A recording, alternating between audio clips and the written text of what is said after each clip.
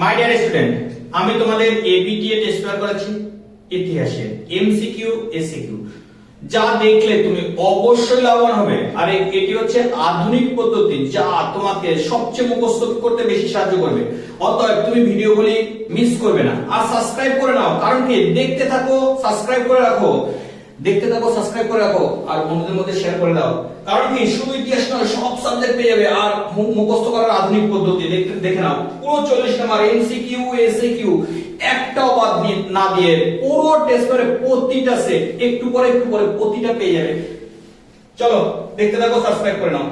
দেখো প্রথম প্রশ্ন, আধুনিক ইতিহাস চর্চার জনক কাকে বলা যায়? থুকিডিডিস। যদি বলে ইতিহাসের জনক, তাহলে তোমরা জানো আধুনিক ইতিহাস চর্চার জনক হচ্ছে ইবন খালদুন। থুকিডিডিস হচ্ছে বৈজ্ঞানিক ইতিহাসের জনক, আর হচ্ছে অ্যারিস্টটল হচ্ছে ইতিহাসের জনক। তাহলে আমাদের হচ্ছে আধুনিক ইতিহাস জনক কে?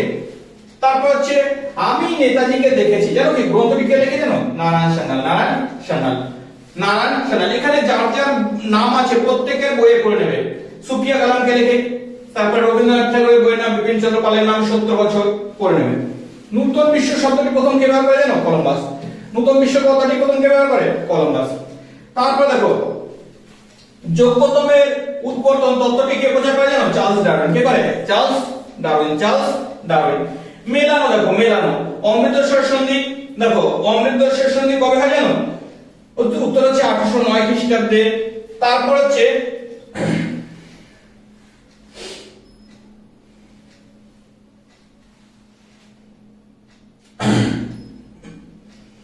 তারপর শ্রীরঙ্গপত্তনের সন্ধি হচ্ছে 1792 খ্রিস্টাব্দে।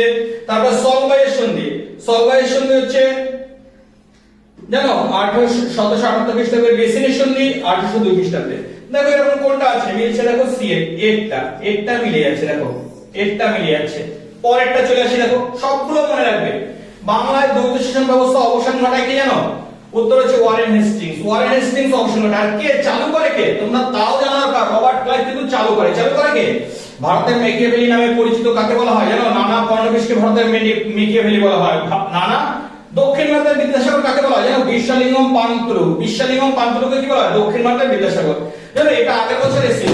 তারপরে আসি মেকলে মিনিট ঘোষিত হয় কবে জানো? উত্তর হচ্ছে 1835 খ্রিস্টাব্দে। মেকলে মিনিট কি? একটা শিক্ষা সংক্রান্ত প্রতিবেদন। তোমরা জানো মেকলে মিনিট হলো একটি শিক্ষা সংক্রান্ত প্রতিবেদন। লোকহিতবাদের পরিচিত কে জানো? লোকহিতবাদ হচ্ছে গোপাল হরি দেশমুখ। লোকহিতবাদ কে পরিচিত? গোপাল হরি দেশমুখ।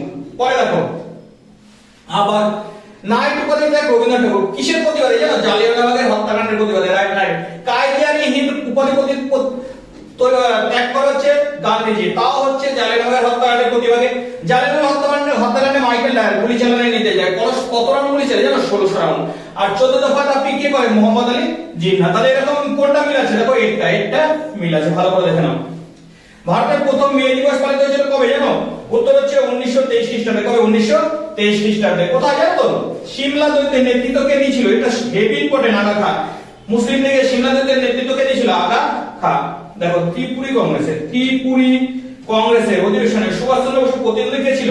পট্টবী সীতারামাইয়া। এত গান্ধীজি মনোনীত প্রার্থী ছিল। কে ছিল? গান্ধীজি মনোনীত প্রার্থীকে সুভাষচন্দ্র বসু ত্রিপুরি কংগ্রেসে হারিয়েছে। তারপর দেখো তাম্রলিপ্ত জাতীয় সরকারের সর্বাধিনায়ক কে ছিল? সতীশচন্দ্র সামন্ত। আর এই তাম্রলিপ্ত জাতীয় সরকার কোথায় তৈরি হয়? তাও তোমরা জানো মেদিনীপুরে তৈরি হয়। কোথায়? মেদিনীপুরে তৈরি হয়। উদয়মান সূর্যের দেশ কাকে বলা হয়? জাপানকে। কেন জানো? জাপানের সর্বপ্রথম মানে পৃথিবীর সর্বপূর্ব প্রান্ত ধরা হয় জাপানকে। আর জাপানের সূর্য থেকে ভারতের পৃথিবীতে কি হয়? সূর্য কোথায় হিসাব করা হয়, দিন গণনা করা হয়। তাই জাপানকে কি বলা হয়? সূর্যোদয়ের দেশ বলা হয়। এবার চলে আসি পরেরটা। দেখো জেনারেল তোজো জানো তোমরা? জাপানের কি ছিল? সেনাধ্যক্ষ ছিল হো চি মিন। দেখো হো চি মিন ছিল হচ্ছে ভিয়েতনামের রাষ্ট্রপতি। চৌ এন লাই হচ্ছে চীনের প্রধানমন্ত্রী ছিল। জওহরলাল নেহরুর সঙ্গে যে কি হয় পঞ্চশীল চুক্তি হয় তখন চৌ এন লাই। আর ডক্টর সুকর্ণ ইন্দোনেশিয়ার প্রথম রাষ্ট্রপতি। ডক্টর সুকর্ণ কি? ইন্দোনেশিয়ার প্রথম রাষ্ট্রপতি। দেখো ডিএটা সম্পূর্ণ মিলে যাচ্ছে। কিউবা ক্ষেপণাস্ত্র ঘাঁটি নির্মাণ কে করেছিল? উত্তর হচ্ছে রাশিয়া কি করেছিল? আমেরিকার কাছে কিউবায় কি করেছিল? ক্ষেপণাস্ত্র ঘাঁটি নির্মাণ করেছিল, যাতে কিউবা সংকট তৈরি হয়েছিল আমেরিকা এবং রাশিয়ার মধ্যে। জোট নিরপেক্ষ আন্দোলনের প্রধান উদ্যোক্তা কে ছিল জানো? জোট নিরপেক্ষ আন্দোলনের প্রধান উদ্যোক্তা জওহরলাল নেহরু, জওহরলাল নেহরু। আর এরাও এই যে চারজন আছে এদের নামও মনে রাখবে, মাস্টারপিণ্ড, সুবর্ণ, নাসের, গামাল আব্দেল নাসের, এরা জোট নিরপেক্ষ আন্দোলনের নেতা ছিল, কিন্তু উদ্যোক্তা কে ছিল? আমাদের ভারতের প্রধানমন্ত্রী জওহরলাল নেহরু। সুয়েজ খাল জাতীয়করণ কবে করে জানো? 1956 সালে। কে করে? ওই মিশরের নাসের। কোন তারপরে দেখো প্যাট্রিক লুমুম্বা কোন দেশে? কঙ্গোর কঙ্গের প্রথম জাতীয়তাবাদী নেতা, কঙ্গের রাষ্ট্রপতি ছিল প্যাট্রিক লুমুম্বা, কঙ্গের জাতীয়তাবাদী নেতা ছিল প্যাট্রিক লুমুম্বা। সার্কের ধারণা কার মাথা থেকে আসে জানো? জিয়াউর রহমান। জিয়াউর রহমান কে ছিল? তৎকালীন বাংলাদেশের রাষ্ট্রপতি। তৎকালীন বাংলাদেশের রাষ্ট্রপতির নাম কি? জিয়াউর রহমান। তার মাথা থেকে কি আসে? এই সার্কের ধারণা, সার্ক। দেখো আন্তর্জাতিক মাতৃভাষা দিবস পালিত হয় কবে জানো? 21শে ফেব্রুয়ারি। মাতৃভাষা দিবস প্রথম কোথায় হয়েছিল? বাংলাদেশে। বাংলাদেশের ঢাকা বিশ্ববিদ্যালয়ে এই আন্দোলন হয়, তাহলে বাংলা ভাষা নিয়ে প্রথম আন্দোলন হয়। মাতৃভাষা দিবস কবে পালন হয়? 21শে ফেব্রুয়ারি। ভারতের সর্বোচ্চ আদালত কি? Supreme court. ভারতের সর্বোচ্চ আদালতের নাম কি? Supreme court. তারপর দেখো আমেরিকা মহাদেশ কে আবিষ্কার করে? উত্তরে যে কলম্বাস। আমেরিকা মহাদেশ কে আবিষ্কার করে? কলম্বাস। ভাস্কো ডা গামা কবে ভারতে আসে? উত্তরে যে 1498 খ্রিস্টাব্দে। কবে? 1498 খ্রিস্টাব্দে। বর্ণবৈষম্য কোন দেশে বলবৎ? উত্তরে যে দক্ষিণ আফ্রিকায়। কোথায় বলবৎ হয়? দক্ষিণ আফ্রিকায়। তারপর দেখো এওদশ উপনিবেশ কি? দেখো ইংল্যান্ড অষ্টাদশ শতকে না আমেরিকা 13টি উপনিবেশ দখল করে। ইংল্যান্ড কি করে? ইংল্যান্ড অষ্টাদশ শতকে আমেরিকা 13টি উপনিবেশ দখল করে, যেখানে তারা বসবাস করতে শুরু করে। সেটার নাম হচ্ছে একাদশ উপনিবেশ। তাহলে একাদশ উপনিবেশ কি? ইংল্যান্ড কখন? অষ্টাদশ শতকে আমেরিকায় 13টি উপনিবেশ দখল করে। ফারুশিয়ার ফরমান কি জানো? উত্তরে ইস্ট ইন্ডিয়া কোম্পানিকে ফারুশিয়ার বিনা শুল্কে বাণিজ্য করার যে অধিকার দেয়, ইস্ট ইন্ডিয়া কোম্পানিকে ফারুশিয়ার বিনা শুল্কে যে বাণিজ্য করার অধিকার দেয় তাকে ফারুশিয়ার ফরমান বলে। সূর্যাস্তমান কি? দেখো চিরস্থায়ী বন্দোবস্তের জমিদারদের না, চিরস্থায়ী বন্দোবস্তের একটা কুফল ছিল। জমিদারদের নির্দিষ্ট দিনে, দেখো জমিদারদের নির্দিষ্ট দিনে সূর্যাস্তের আগে কি করতে হতো? জমির কর জমা দিতে হতো, না হলে তার জমিদারি কি হতো? নিলামে যেত। তার না হলে তার জমিদারি কি হতো? নিলামে হতো। একেই বলা হয় কি? একেই বলা হয় সূর্যাস্ত আইন। একে কি বলা হয়? সূর্যাস্ত আইন। দেখো ভারতের প্রথম রেলপথ স্থাপিত হয় কবে জানো? 1853 সালে। ভারতের প্রথম রেলপথ স্থাপিত হয় কবে? 1853। কোথায় জানো? মহারাষ্ট্রে। কলকাতা বিশ্ববিদ্যালয়ের প্রথম উপাচার্য কে ছিল? উত্তর হচ্ছে উইলিয়াম কোলভিল। কলকাতা বিশ্ববিদ্যালয়ের প্রথম উপাচার্য উইলিয়াম কোলভিল। তারপর দেখো শ্রীরামপুর ত্রয়ী কাকে বলা হয়? William Carey, Marshman, William word. এদের তিনজনকে শ্রীরামপুর ত্রয়ী বলা হয়। William Carey, Marshman, William word, এদের কি বলা হয়? শ্রীরামপুর ত্রয়ী বলা হয়। চৌঠা মে আন্দোলন কোন বিশ্ববিদ্যালয়ে জাতীয় ছিল? উত্তরে পিকিং বিশ্ববিদ্যালয়। পিকিং বিশ্ববিদ্যালয়। তাহলে চীনে হয়েছিল চৌঠা মে আন্দোলন, আর চীনের পিকিং বিশ্ববিদ্যালয় কি ছিল? চৌঠা মে আন্দোলনে যুক্ত ছিল। প্রার্থনা সমাজকে প্রতিষ্ঠা করে? উত্তর হচ্ছে আত্মারাম পাণ্ডুরঙ্গ। প্রার্থনা সমাজকে প্রতিষ্ঠা করে আত্মারাম পাণ্ডুরঙ্গ। সত্য বিলোপ নীতির প্রবর্তক কে ছিল? উত্তর হচ্ছে লর্ড ডালহৌসি। লর্ড ডালহৌসি। ভারতের কোন ষড়যন্ত্র মামলাকে জুডিশিয়াল স্ক্যান্ডাল বলা হয়? উত্তর হচ্ছে মিরার ষড়যন্ত্র মামলা। মিরার ষড়যন্ত্র মামলাকে কি বলা হয়? জুডিশিয়াল স্ক্যান্ডাল বলা হয়। জুডিশিয়াল স্ক্যান্ডাল মানে বিচারকরাই এর সঙ্গে জড়িত ছিল তার জন্য।